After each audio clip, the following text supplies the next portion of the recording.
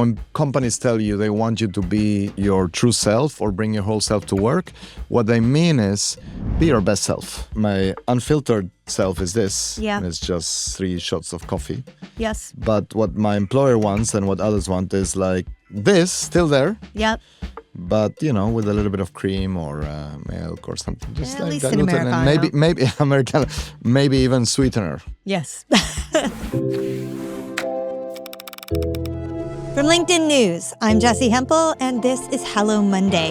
It's our show about the changing nature of work and how that work is changing all of us. Okay, some of the most popular career advice is also the very worst. It's the adage, just be yourself. It's a gateway to this notion that you should bring your whole self to work. Lead with authenticity. Sounds so liberating. But what if be yourself only works for people who already fit in? Joining me is Tomas Chamorro-Premuzic. He's a psychologist, an entrepreneur. He's the chief talent scientist at ManpowerGroup. He's also a professor of business psychology and the author of a cool book. It's called Don't Be Yourself: Why Authenticity is Overrated and What to Do Instead. Tomas has spent his career studying how personality and perception and power actually shape success. In this conversation, we are going to unpack what authenticity really means, who can really afford it, and why the future of work may demand something way more strategic than simply being ourselves. Here is Tomas Chamorro-Premuzic. The thing that I really want to talk with you about today is actually on the surface quite simple. Yeah.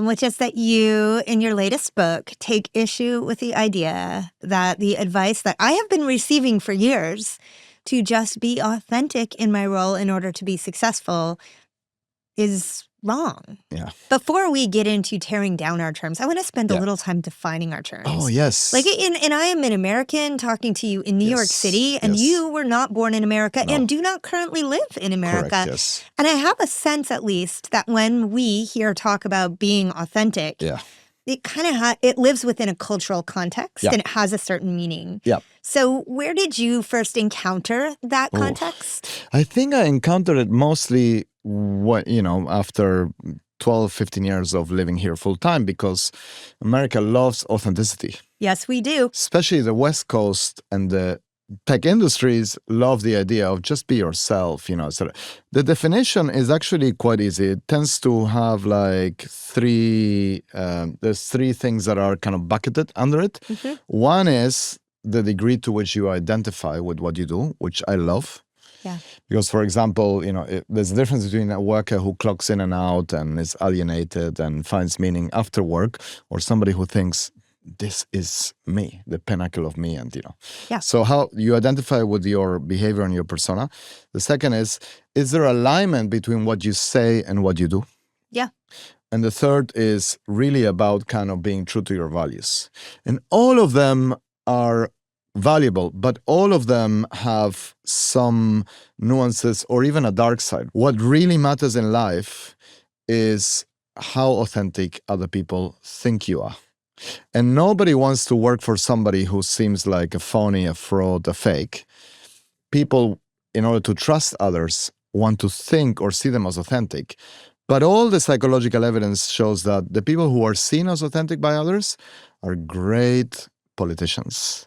Their performance has become they're like Tom Hanks, Tom Hanks isn't Forrest Gump, but you watch the movie and you cry because he's a great actor.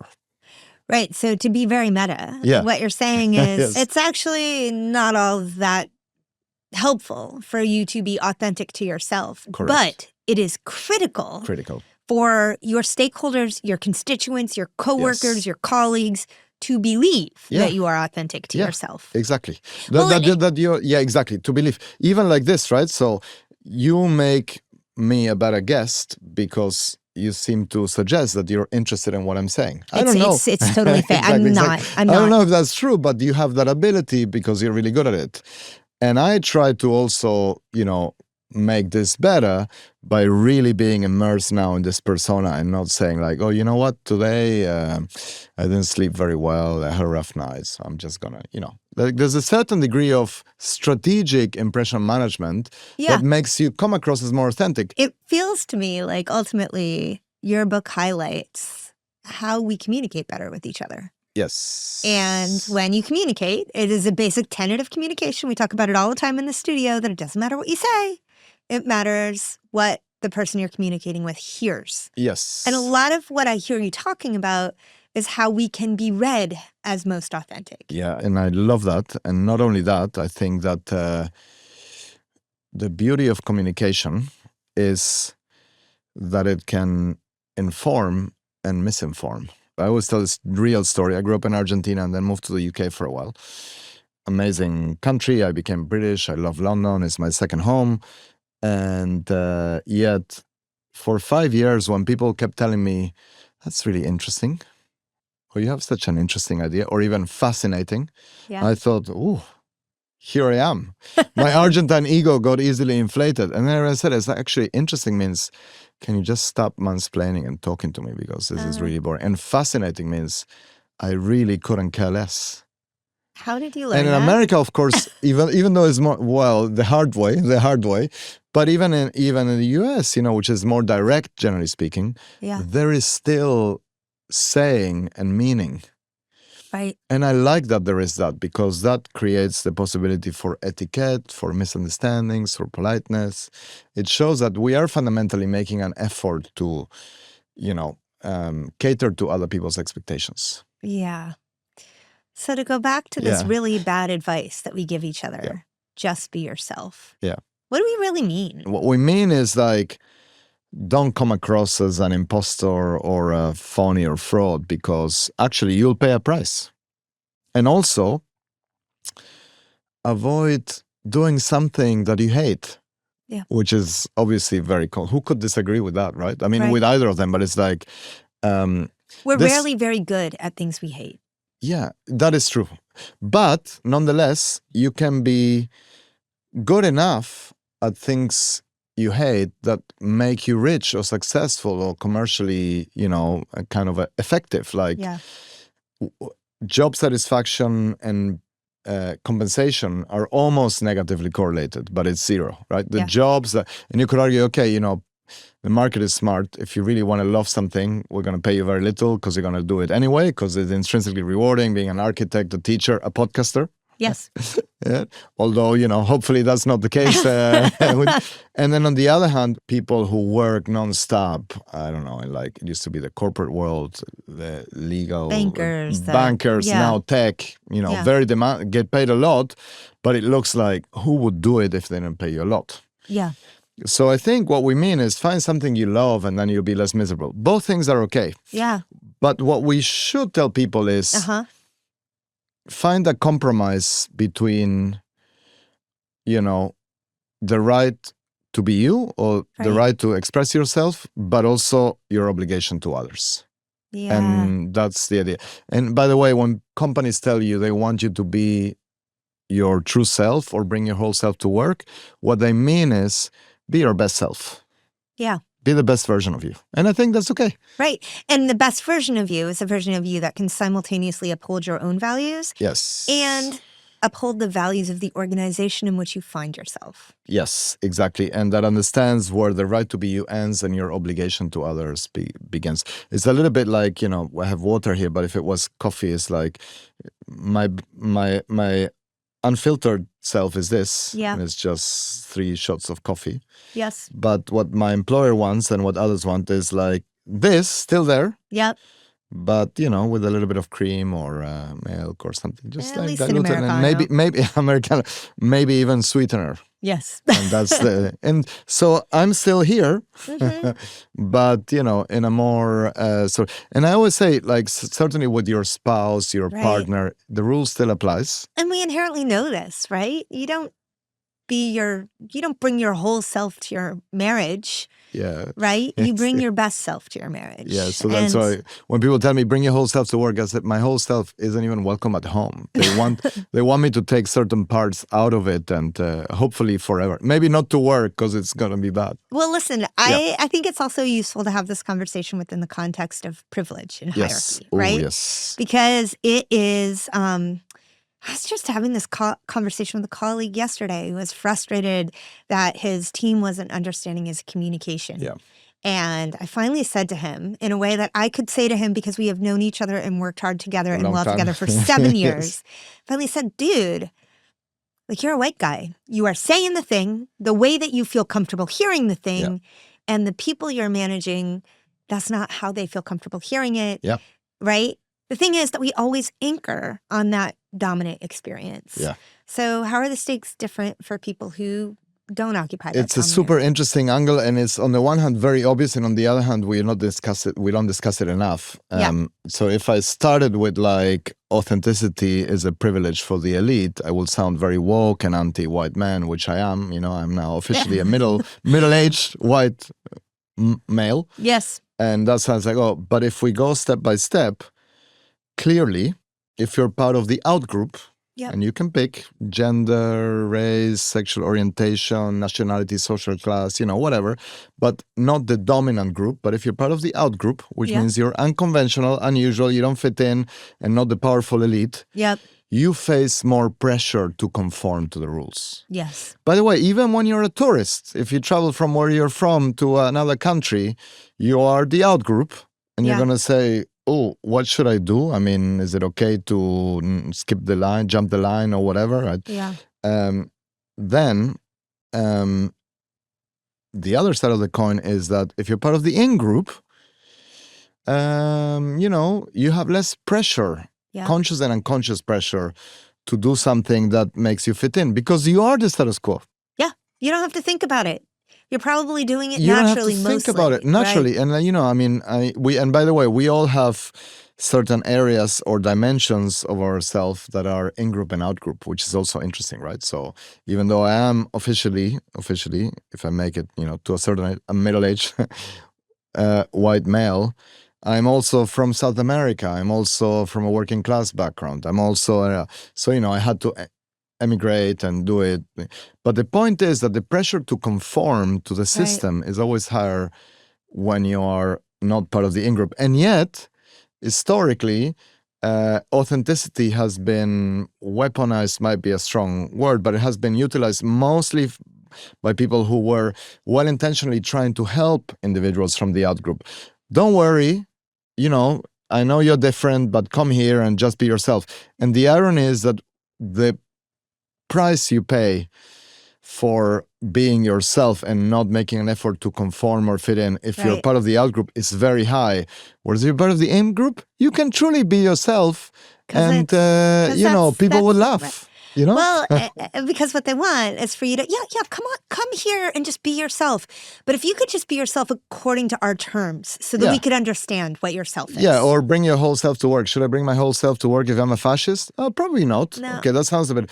What if I'm a Democrat or a Republican? Or, and then you start saying, okay, actually, again, the more you fit in, the more you can be yourself. So, we don't need to even tell you that. Look, and we're in a moment, we're just in a cultural moment where the conversation around DEI has gone silent. When I began this show in 2019, 2020, it was so loud. Yes. And it doesn't change the fact that we have among our community of listeners so many people who are working within organizations and want to get ahead and feel just angry, just like really angry. Yes. And I always am curious about what comes after the anger. Because the anger, you get to have the anger, you get to feel the anger. It can feel unfair and you are not wrong. Yeah. But then also, I want you to figure out how to get ahead anyways. Yeah. And I think, everybody or most people would agree with that, right?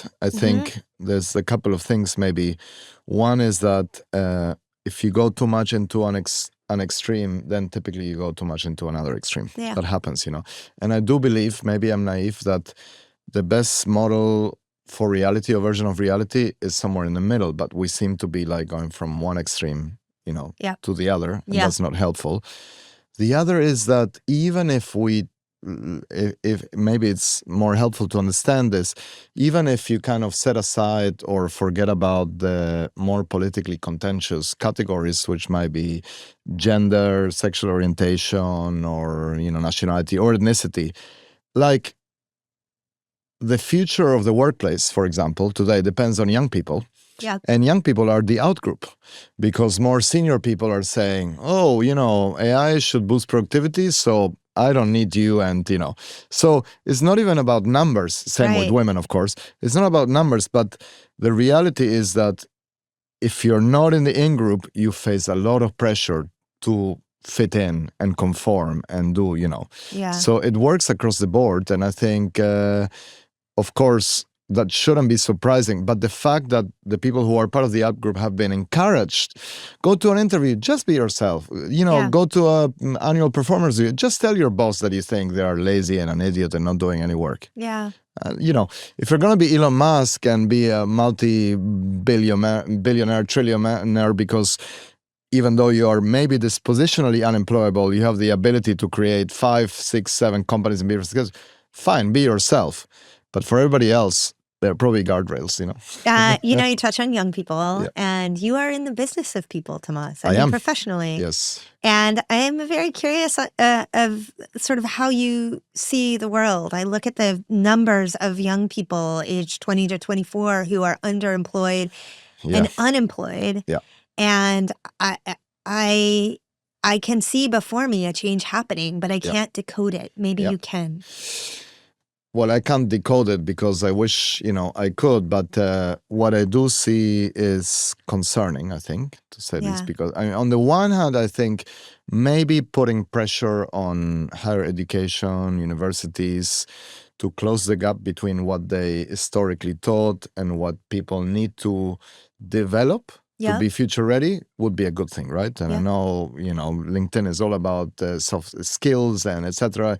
Universities have been saying this, but there's no evidence that if you go to the best Ivy League, the delta between your EQ, your empathy, your self-awareness, your intelligence, your curiosity will go up because you spend time there. And I've been a professor myself in many great places, but that is a fact. The other part is that there is a lot of short-term uncertainty and disruption. Yeah. In theory, it will lead to good things in the future, when AI adoption translates into productivity and value realization, all that.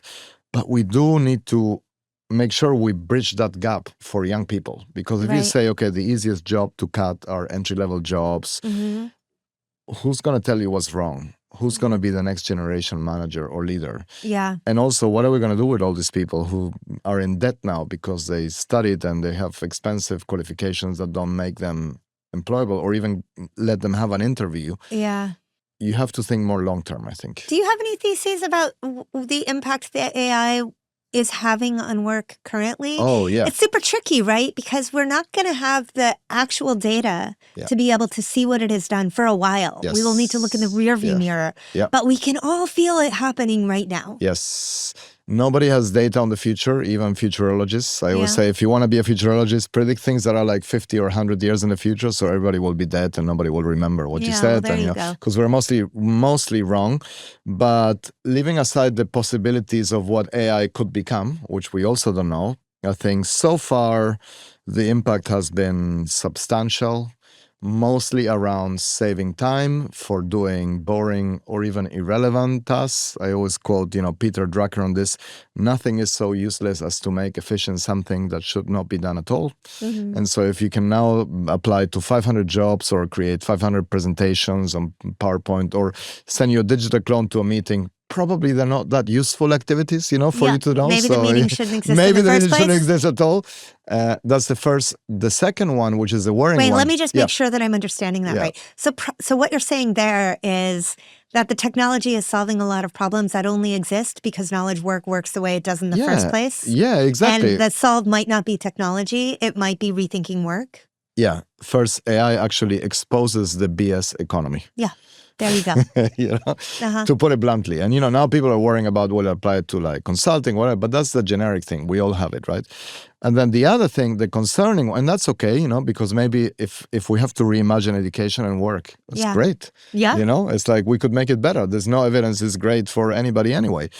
And then the other one that is the concerning one is like AI is so good that we can even outsource intellectual and creative work to that. Yeah. And it's the first, humans are so smart that we invented something that can do the thinking for us.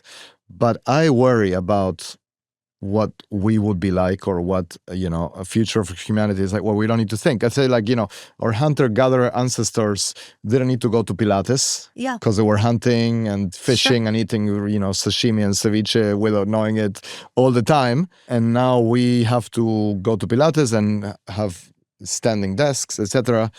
By the same token, Pilates. Yes. Thank you for the translation. We need to strengthen our core. Exactly. We need to strengthen our core.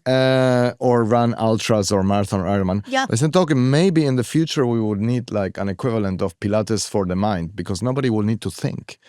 Imagine if our children don't need to think, because this does all the thinking and creative. Sure. And so after we go to the gym, exactly. Then we go to the mental gym. Yeah. And so it's a good thing that we don't have to spend a full 8 hours at work, because we have to spend probably half that amount of time exercising our physical and our mental body. Exactly. So that we can what? Because that third pillar, that's the point. It's purpose, right? Without that, we got a problem. And that's the one we need to figure out. Humanity, I have a good idea of how I would keep myself busy if my digital clone or avatar is working for me while I can be in thinking retreats with you. Sure. But we need to figure it out. And also, I think the brain is not for thinking in general. It's so caloric and energy consuming that if there is an opportunity to be efficient, which is a euphemism for lazy, we will take it. Before the beginning of the 20th century, before the Industrial Revolution, efficiency was just a word you heard in a laboratory. It had no other context. Yeah. And along with industrialization, efficiency was introduced, and it mapped to this idea of thinking of humans more like machines. Yes. And when we thought of humans more like machines, then we got things like electric lights, cars, the traditional knowledge work. Yes. I mean, it really is like responsible for most of the breakthroughs of the 20th century. Yeah. But maybe we've hit the limit of thinking of humans as machines. Yeah. And now it's time to enter a new era. Yeah, so much to unpack there, but mostly I agree with everything you described.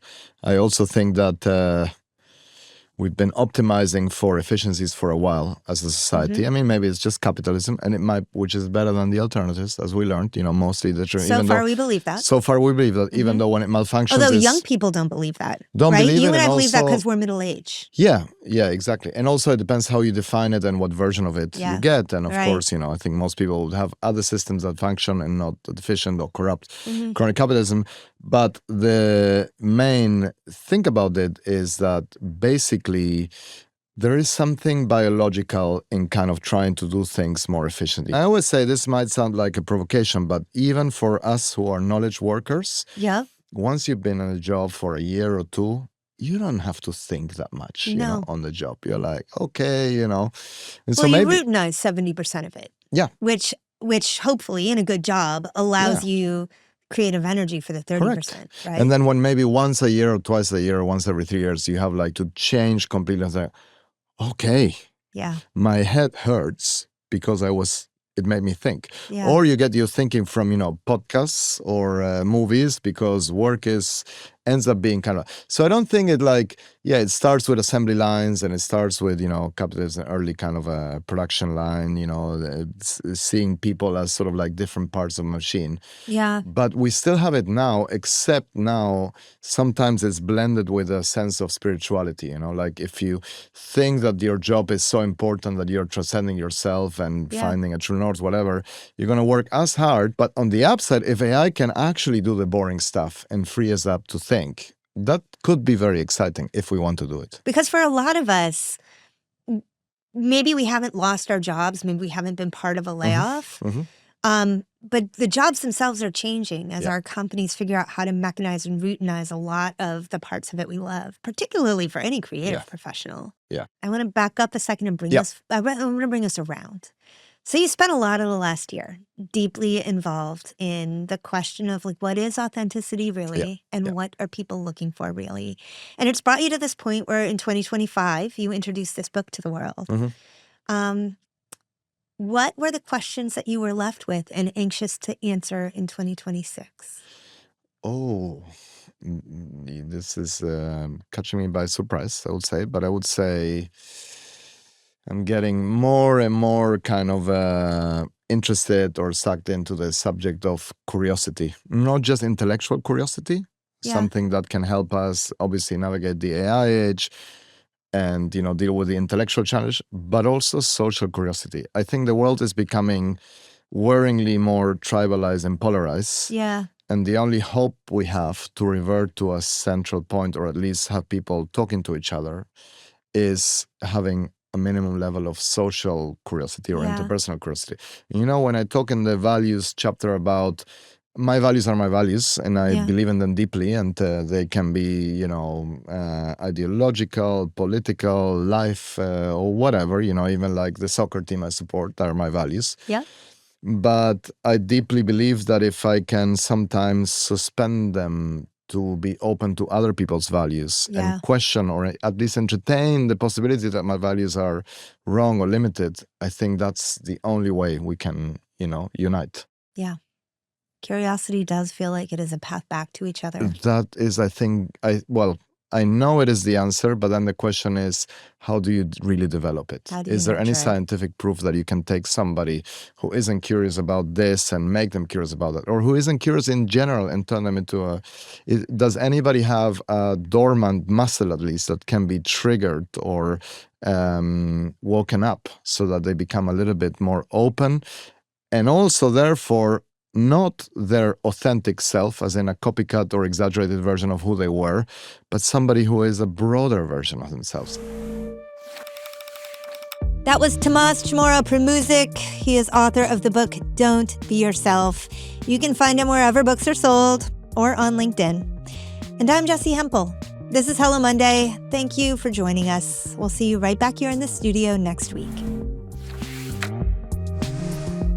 Hello Monday is a production of LinkedIn News. The show is produced by Ava Ahmadbegi and Adam Yates. Sarah Storm is our senior producer. Sound design and engineering by Asaf Gidron. The show is mixed by Tim Boland. Our theme music was composed just for us by the mysterious Breakmaster Cylinder. Michaela Greer is a friend of the show forever, as is Victoria Taylor.